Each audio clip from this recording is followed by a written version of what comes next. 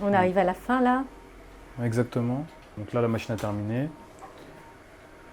Donc du coup, on va restituer le sang. Je vais se faire démarrer. Bon, après là, ça montre le système de restitution qu'on va faire. Donc nous, on va faire celle où c'est la machine qui fait d'elle-même et qui nous rend le sang.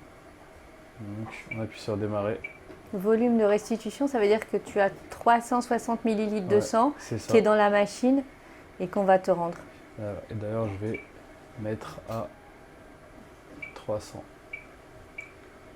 Comme ce qui était prescrit sur la feuille. Voilà. Et comment ça fonctionne la restitution? En fait, à la place, tu as du sérum qui va se mettre à la C'est place. ça exactement, ils nous mettent, c'est du sérum filtre qui pousse le sang Ouais. et du coup ça nous redonne notre sang. Je crois que je le vois dans la machine, en train de devenir tout clair. On va voir que ça va commencer à C'est jusque dans poussé la par ligne. ouais. C'est le sérum qui va remplacer le sang. C'est ça.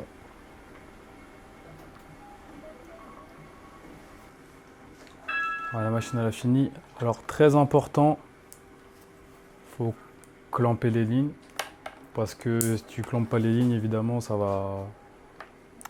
Quand tu vas les enlever, ça va fuir. Ça m'est déjà arrivé. Pas celle-là, mais les petites aussi, parce que c'est important de faire les deux. Du coup, c'est partout sur les habits, partout par terre.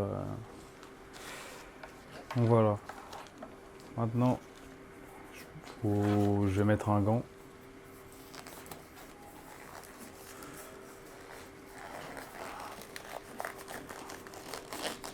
Comme ceci.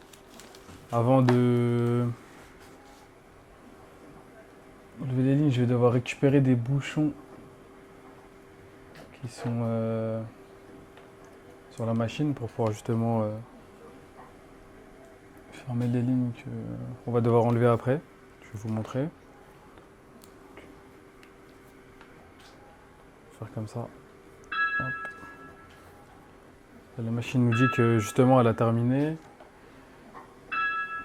Donc maintenant que j'ai bien clampé, je peux faire retirer cassette. Parce que si j'appuyais pas sur un truc sur la machine, en gros là la machine va commencer à réaspirer le sang. Et du coup si j'avais pas clampé avant, bah forcément le sang qu'on nous a remis, elle allait le reprendre. Donc voilà.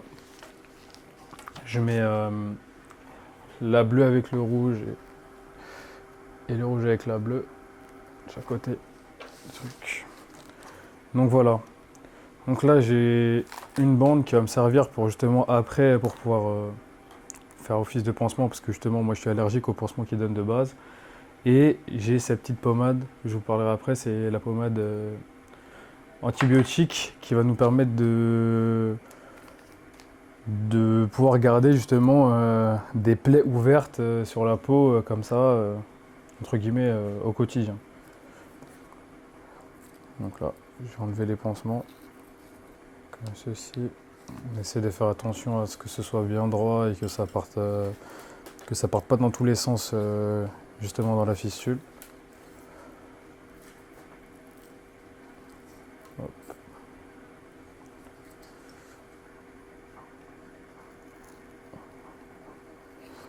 Voilà. Enfin, gaffe parce que là ça a un peu bougé. On peut voir, en gros. C'est ça, en fait, on peut voir qu'ici, tant que c'est là, c'est bon. Si jamais par inadvertance, pardon, vous sortez l'aiguille direct, on se pose pas de questions, c'est direct comme ça parce que là ça va gicler. Bon, nous on n'a pas eu besoin aujourd'hui. Donc je prends un pansement, je le plie en 3 dans la longueur et je le replie en 3 dans la largeur.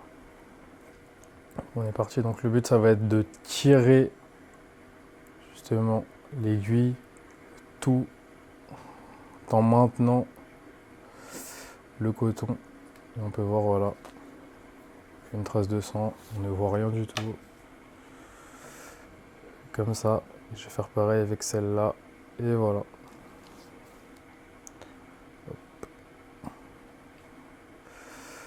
Et voilà. Maintenant, on a, en fonction des gens, 5, 10, 15, 20, il y en a qui compriment pendant 30 minutes et qui sont obligés de faire une par une. Moi, j'ai de la chance avec le bétonol, ça réduit drastiquement le temps. Je pense qu'on est entre 2 et 5 minutes pour moi, donc ça va.